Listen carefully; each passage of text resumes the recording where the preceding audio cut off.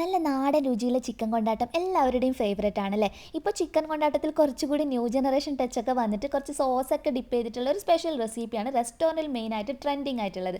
അപ്പോൾ ആ ഒരു റെസിപ്പിയാണ് ഞാൻ ഇന്ന് നിങ്ങളായിട്ട് ഷെയർ ചെയ്യുന്നത്. റെസിപ്പി ഇഷ്ടപ്പെടുവാണെങ്കിൽ ലൈക്ക് ചെയ്യുക. ചാനൽ ആരെങ്കിലും പുതിയതായിട്ട് കാണുവാണെങ്കിൽ ഒന്ന് സബ്സ്ക്രൈബ് ചെയ്തിട്ട് ആ ബെല്ലൈക്കണിൽ കൂടി ക്ലിക്ക് ചെയ്യുക കേട്ടോ. പെട്ടെന്ന് തന്നെ എങ്ങനെയാണ് തയ്യാറാക്കിയെടുക്കുന്നത് നോക്കാം. ആദ്യമേ തന്നെ ഇതിലോട്ടുള്ള മസാല തയ്യാറാക്കിയെടുക്കാം അല്ലേ. 1/2 ടീസ്പൂൺ മഞ്ഞൾപ്പൊടി, കൂടെ തന്നെ 1/2 ടീസ്പൂൺ അളവിൽ കാശ്മീരി മുളകും സാധാരണ മുളകും കൂടി ഒന്നിച്ച് പൊടിച്ചു വെച്ചിട്ടുള്ള പൊടിയാണ് കേട്ടോ. അപ്പോൾ ഇതല്ലാതെയാണെങ്കിൽ അഡ്ജസ്റ്റ് ചെയ്തിട്ട് അതിനനുസരിച്ചിട്ടൊന്ന് പൊടികൾ ചേർത്ത് കൊടുത്താൽ മതി. കൂടെ തന്നെ 1/2 ടീസ്പൂൺ അളവിൽ ഗരം മസാല പൗഡർ ചേർത്ത് കൊടുക്കാം. ഇനി നമുക്ക് ആവശ്യമായിട്ടുള്ളത് കുറച്ച് വറ്റൽമുളക് ചതച്ചെടുത്തിട്ടുള്ളതാണ്. ചില്ലി ഫ്ലേക്സ് ആയിട്ട് കയ്യിലുണ്ടെങ്കിൽ അങ്ങനെ തന്നെ ഉപയോഗിച്ചാൽ മതി.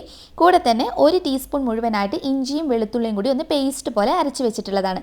ഒരു തണ്ടോളം കറിവേപ്പില ചേർത്ത് കൊടുക്കുക. കറിവേപ്പില ഇതിനൊരു സ്പെഷ്യൽ ടേസ്റ്റ് കൊടുക്കുന്നുണ്ട്. ഇനി 1 ടീസ്പൂൺ മുഴുവനായിട്ട് നല്ല നാടൻ വെളിച്ചെണ്ണയാണ് ഒഴിച്ചു കൊടുക്കുന്നത്. ഇനി നമുക്ക് ആവശ്യമായിട്ടുള്ളത് ചെറുനാരങ്ങയുടെ നീരാണ്. അപ്പോൾ ഒരു ചെറിയ ചെറുനാരങ്ങയുടെ മുഴുവൻ ജ്യൂസും എടുത്തിട്ട് ഞാൻ ഉപയോഗിക്കുന്നുണ്ട് കേട്ടോ. അപ്പോഴാണ് ആ ഒരു നല്ല ടേസ്റ്റൊക്കെ കിട്ടുക. ആവശ്യാനുസരണമുള്ള ഉപ്പ് ചേർത്ത് കൊടുക്കുക. എന്നിട്ട് ഒന്ന് മിക്സ് ചെയ്ത് കൊടുക്കുക. ചെറുതായിട്ടൊന്ന് മിക്സ് ചെയ്ത് യോജിപ്പിച്ചെടുത്തതിന് ശേഷം 1-2 ടേബിൾ സ്പൂണിനടുത്ത് വെള്ളം ഒഴിച്ചു കൊടുക്കുക. കൂടുതൽ വെള്ളം ഉപയോഗിക്കരുത്. 1-2 ടേബിൾ സ്പൂൺ വെള്ളം ധാരാളമാണ്. എന്നിട്ട് മസാല ഒന്ന് ജസ്റ്റ് മിക്സ് ആക്കി കൊടുക്കുക. എന്നിട്ട് നമുക്ക് ചിക്കൻ ചേർത്ത് കൊടുക്കാം. ഇവിടെ ഞാനൊരു 400 ഗ്രാമിനടുത്ത് ചിക്കനാണ് കേട്ടോ എടുത്തിട്ടുള്ളത്.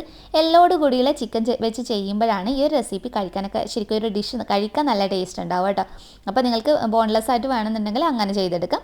നല്ലതുപോലെ അരവൊക്കെ മിക്സ് ചെയ്തെടുത്തതിന് ശേഷം 1 മണിക്കൂറെങ്കിലും എന്തായാലും നമ്മളിത് റെസ്റ്റ് ചെയ്യാൻ വേണ്ടി വെക്കണം. അപ്പോഴാണ് നല്ല പെർഫെക്റ്റ് ആയിട്ട് നമുക്ക് തയ്യാറാക്കി എടുക്കാൻ കഴിയുക. അത് അങ്ങോട്ട് മാറ്റി വെക്കാം. ഇനി ഒരു മിക്സിയുടെ ജാറിലോട്ടേക്ക് ഒരു വലിയ തക്കാളിയുടെ പകുതി ഭാഗമാണ് എടുത്തിട്ടുള്ളത്.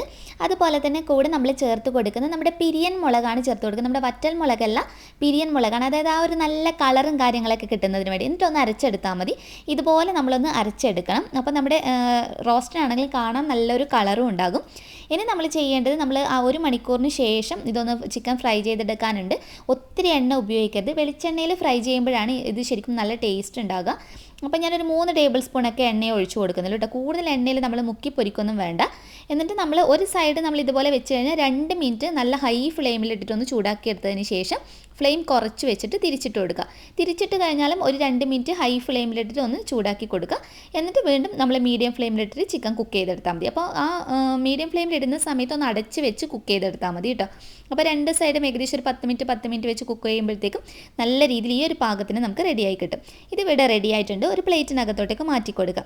എന്നിട്ട് നമ്മൾ ഇതേ പാത്രത്തിനകത്തോട്ടേക്ക് തന്നെ നമ്മൾ ചിക്കൻ ഫ്രൈ ചെയ്ത അതേ എണ്ണയിലോട്ടേക്ക് തന്നെ ഒരു 1.5 ടേബിൾ സ്പൂൺ തുടങ്ങി 2 ടേബിൾ സ്പൂൺ വരെ വെളിച്ചെണ്ണ തന്നെയാണ് ഒഴിച്ചു കൊടുക്കുന്നത്.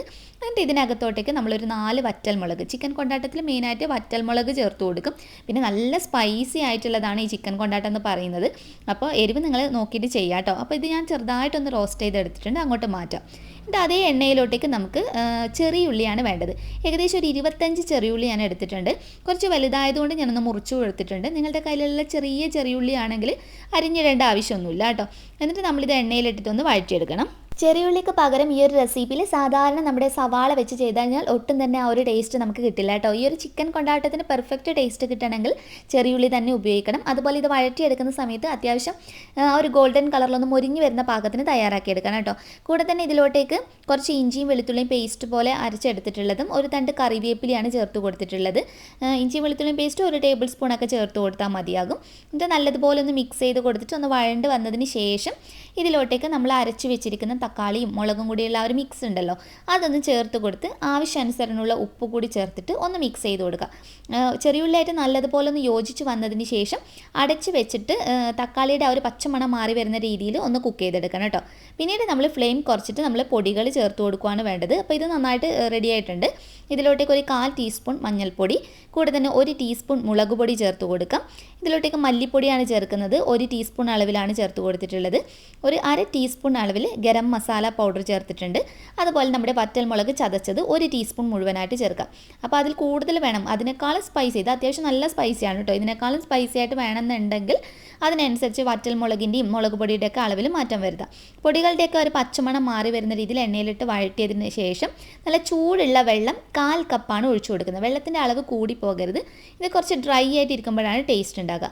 കൂടെ തന്നെ ഒരു 1/2 ടീസ്പൂൺ അളവിൽ പഞ്ചസാരയും 1 ടീസ്പൂൺ മുഴുവനായിട്ട് നെയ്യ് കൂടി ചേർത്ത് കൊടുക്കുന്നുണ്ട്. ഇതൊക്കെ ഇതിനൊരു സ്പെഷ്യൽ ആയിട്ടുള്ള ടേസ്റ്റ് കൊടുക്കുന്നതാണ്. അപ്പോൾ ഇൻഗ്രീഡിയൻ്റ് ഒന്ന് സ്കിപ്പ് ചെയ്യാതെ ഇതുപോലെ തന്നെ ഒന്ന് തയ്യാറാക്കി നോക്കൂ കേട്ടോ. ചൂടുവെള്ളം ഒഴിച്ചതിന് ശേഷം മസാലയൊക്കെ ആയിട്ട് ചേർത്ത് നന്നായിട്ടൊന്ന് മിക്സ് ചെയ്തെടുക്കണം. അതിനുശേഷം 1 ടേബിൾ ടേബിൾ സ്പൂൺ ടൊമാറ്റോ സോസാണ് ചേർത്ത് കൊടുക്കുന്നത്.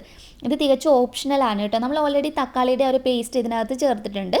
അപ്പോൾ നിങ്ങൾക്ക് ആ സോസിൻ്റെ ടേസ്റ്റ് ഒന്നും താല്പര്യം ഇല്ല എന്നാണെങ്കിൽ ഈ ഒരു സ്റ്റെപ്പ് സ്കിപ്പ് ചെയ്യാവുന്നതാണ്. ഇനി സോസിൻ്റെ ടേസ്റ്റ് ഭയങ്കരമായിട്ട് ഇഷ്ടമുള്ള ചില്ലി അങ്ങനെയുള്ളതെല്ലാം കഴിക്കാൻ ഇഷ്ടമുള്ളവരാണെങ്കിൽ 2-3 ടേബിൾ സ്പൂൺ നിങ്ങളുടെ ടേസ്റ്റിനനുസരിച്ച് അഡ്ജസ്റ്റ് ചെയ്യാം.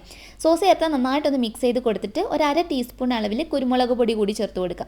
ഞാൻ നേരത്തെ പറഞ്ഞതുപോലെ നല്ല സ്പൈസിയാണ്. അപ്പോൾ അതുകൊണ്ടാണ് നമ്മൾ കുരുമുളക് പൊടിയും വറ്റൽമുളകും എല്ലാം ഉപയോഗിക്കുന്നത്. നന്നായിട്ട് മിക്സ് ചെയ്തെടുത്ത ആ ഒരു മിക്സിനകത്തോട്ടേക്ക് നമ്മുടെ ഈ ഫ്രൈ ചെയ്ത് വെച്ചിരിക്കുന്ന ചിക്കനും അതുപോലെ തന്നെ നമ്മൾ വറ്റൽമുളക് വാട്ടിയെടുത്തിട്ടുണ്ടായിരുന്നല്ലോ അതുകൂടി ചേർത്ത് കൊടുത്തിട്ട് ഈ മസാലയായിട്ടൊന്ന് യോജിപ്പിച്ചെടുക്കണം.